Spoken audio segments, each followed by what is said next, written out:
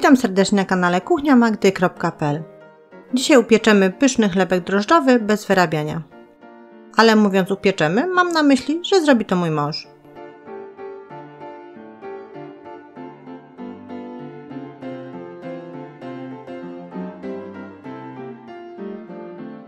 Zacznę go robić od zrobienia zaczynu, do którego użyję 60 g mąki pszennej, 12 g drożdży świeżych, 100 ml ciepłej wody i 1 łyżeczki cukru. Pieczenie chlebka nie wszystkim się udaje, nie wszyscy nadążają za przepisem. Jeżeli ktoś będzie potrzebował z Państwa zatrzymać się, przeczytać, wydrukować sobie, zapraszam na naszą stronę internetową. Tam jest przepis w formie tekstowej, można sobie podglądnąć, można sobie przenieść do pliku PDF i wydrukować. Link Państwo widzieli. A my już robimy zaczyn, czyli do miseczki dajemy 12 g drożdży świeżych, pokruszonych, dodajemy 1 łyżeczkę cukru, zalewamy 100 ml ciepłej wody. Wszystko mieszamy, żeby cukier się rozpuścił i drożdże również, żeby się rozpuściły w wodzie. Następnie dosypujemy 60 g mąki pszennej, wszystko ze sobą mieszamy.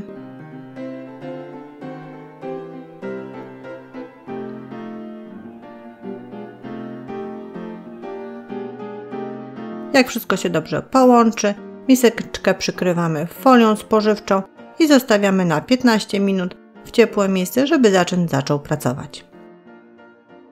Następnie będziemy robić ciasto na chleb. Do tego potrzebujemy 180 g mąki pszennej, 100 ml ciepłej wody, 5 ml oleju rzepakowego i 1 łyżeczkę soli. Zaczyn pięknie pracuje, jak Państwo widzą, więc ściągamy folię spożywczą.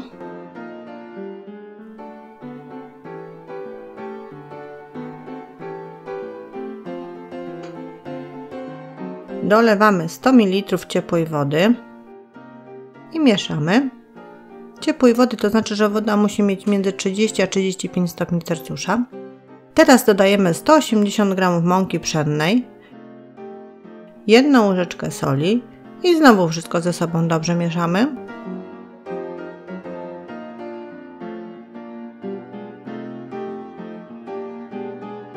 Konsystencja się zmieniła na taką gęściejszą, jak Państwo widzą. Dolewamy 5 ml oleju rzepakowego i ponownie wszystko mieszamy ze sobą.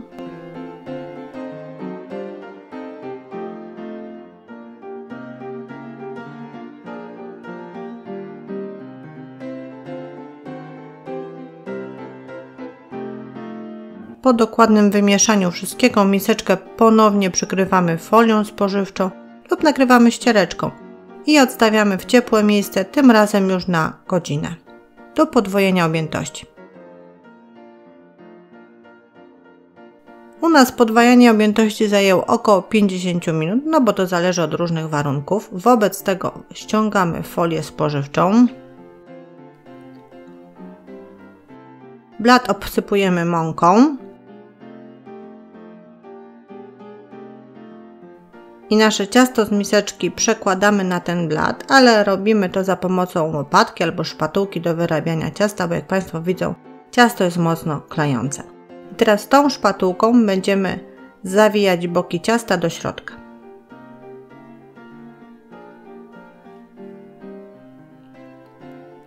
Za każdym razem staramy się taką kulkę na przykład formować. Podsypujmy sobie tam troszeczkę mąką i uformujmy kulkę. Kulka uformowana, wobec tego musimy teraz rozciągnąć to ciasto na prostokątny kształt. Podsypujmy sobie, żeby się nie kleiły nam rączki.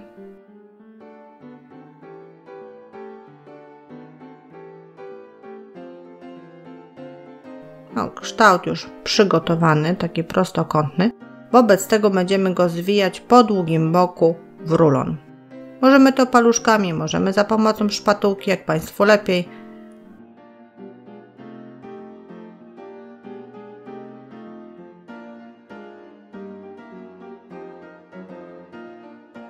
Kształt uformowany, wobec tego bierzemy sobie foremkę z piekarnika, wykładamy ją papierem do pieczenia i przekładamy ten podłużny kształt na tą blaszkę. Musimy troszeczkę poprawić na pewno, bo się zniekształciło, ale parę ruchów i mamy podłużny kształt. Takie ciasto znowu odstawiamy na 15-30 minut do podwojenia objętości, ale po uprzednim przykryciu go, na przykład ściereczką. Teraz przygotujemy sobie glazurę, do której potrzebujemy 40 ml wody i 1 łyżeczkę mąki pszennej, a dodatkowo do chlebka później potrzebujemy ziarna sezamu do posypania.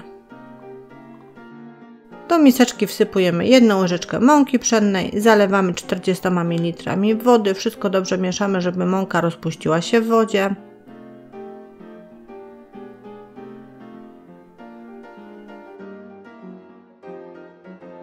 Odstawiamy i czekamy, aż podłużny kształt chlebka podwoi objętość. Już to się stało, wobec tego pędzelkiem smarujemy glazurą po całości ciasta.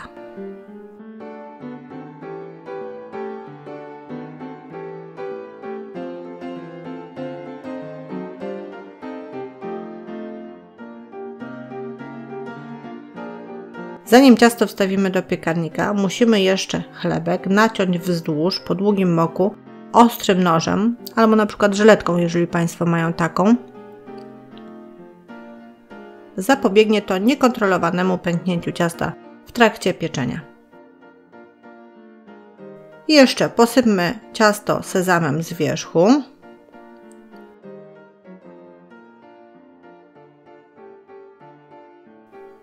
I taką blaszkę możemy wstawiać do piekarnika nagrzanego do 200 stopni Celsjusza, używając grzałek góra i dół.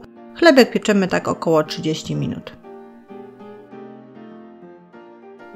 Po upieczeniu blaszkę wyciągamy z piekarnika. Chlebek ściągamy z blaszki, przykładamy na kratkę do pieczenia.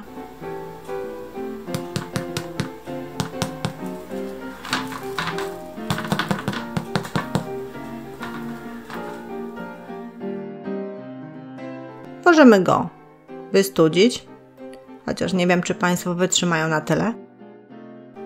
Żegnam się z Państwem, zapraszam na kolejne przepisy i porady na kuchniamagdy.pl.